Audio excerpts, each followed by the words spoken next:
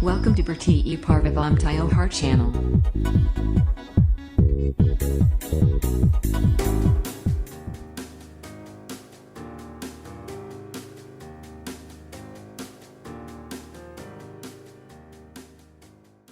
नमस्कार भक्तों, आज हम अपने इस चैनल पर आपके लिए वामन एकादशी महात्म की कथा लेकर प्रस्तुत हुए हैं। भक्तों, वामन एकादशी को परिवर्तनीय एकादशी भी कहा जाता है। इसकी कथा इस प्रकार है।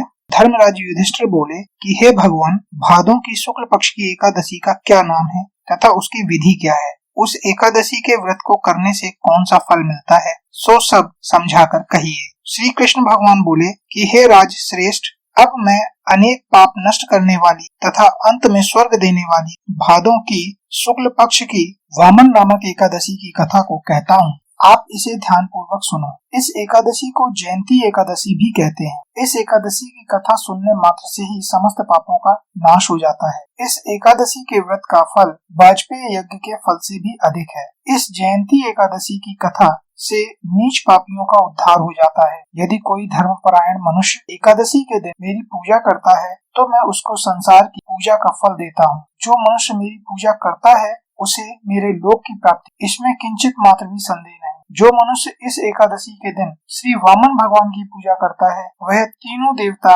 अर्थात ब्रह्मा विष्णु महेश का पूजन करता है। जो मनुष्य इस एकादशी का व्रत करते हैं उन्हें इस संसार में कुछ भी करना शेष नहीं रहता। इस एकादशी के दिन श्री विष्णु भगवान करवट बदलते हैं, इसलिए इसे परिवर्तनीय एकादशी कहते हैं। इस पर श्री युधिष्ठिर बोले कि हे भगवान, आपके वचनों को सुनकर मुझे महान संदेह हो रहा है कि आप किस प्रकार सोते तथा करवट बदलते हैं। आपने बलि को क्यों बांधा और वामन रूप धारण करके क्या लीलाएं की? चातुर्मास व्रत की विधि क्या है तथा आपके शयन करने पर मनुष्य का क्या कर्तव्य है, सो सब विस्तार पूर्वक कहिए। श्री कृष्ण भगवान बोले कि हे राजन, अब आप पापों को नष्ट करने वाली कथा का श्रवण करें। त्रेता युग में बलि नाम का एक दानव था। वह अत्यंत भक्त, दानी, सत्यवादी तथा ब्राह्मणों की सेवा करने वाला था। वह सदैव यज्ञ तप आदि किया करता था। वह अपनी भक्ति के प्रभाव से स्वर्ग में इंद्र के स्थान पर राज्य करने लगा।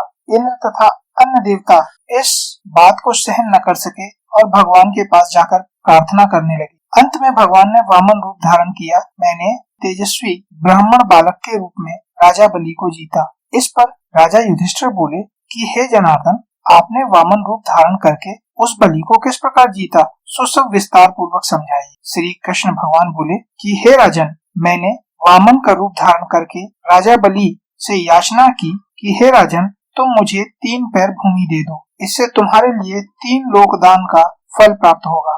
राजा बलि ने इस छोटी सी याचना को स्वीकार कर लिया और भूमि देने को तैयार हो गया। तब मैंने अपने आकार को बढ़ाया और भूलोक में पैर, भुवन लोक में जंघा, स्वर्ग लोक में कमर, महिलोक में पेट, जन लोक में हृदय, तप लोक में कंठ और सत्य लोक में मुख रखकर अपने सिर को ऊंचा उठा लिया। उस समय सूर्य, नक्षत्र, इंद्र तथा अन्य देवता मेरी स्तुति करने लगे। उस समय मैंने राजा बलि को पकड़ा और पूछा कि हे राजन, अब मैं तीसरा पैर कहाँ रखूं? इतना सुनकर राजा बलि ने अपना सिर नीचा कर लिया। उस सिर पर मैंने अपना तीसरा पैर रख दिया और वह भक्त दानव पाताल को चला गया। जब मैंने उसे अत्यंत विनीत पाया तो मैंने उससे कहा कि हे बलि, मैं सदैव तुम्हारे पास रहूंगा। भादों के शुक्ल पक्ष की परिवर्तनी नामक एकादशी के दिन मेरी प्रतिमा राजा बलि के पास रहती है और एक क्षीर सागर में शेषनाग पर शयन करती रहती। इस एकादशी को विष्णु भगवान सोते हुए करवट बदलते हैं। इस दिन त्रिलोकी के नाथ श्री विष्णु की पूजा की जाती है। इसमें चावल और दही सहित चांदी का दान किया जाता है। इस दिन रात्रि को जागरण करना चाहिए। इस प्रकार व्रत करने से मनुष्य समस्त पापों से मुक्त होकर स्वर्ग लोक को जाता है। वह स्वर्ग लोक में जाकर चंद्रमा के समान सदैव प्रकाशित होते रहते हैं। उनको इस लोक तथा परलोक दोनों में यश मिलता है। जो इन पापों को नष्ट करने वाली कथा को सुनते हैं उन्हें अश्वमेध यज्ञ का फल मिलता है। मित्रों, हमारे इस चैनल पर आपको दी गई जानकारी यदि लाभदायी प्रतीत हुई हो और आपका ज्ञानवर्धन हुआ हो तो हमारे इस चैनल को लाइक करें, सब्सक्राइब करें तथा शेयर करें।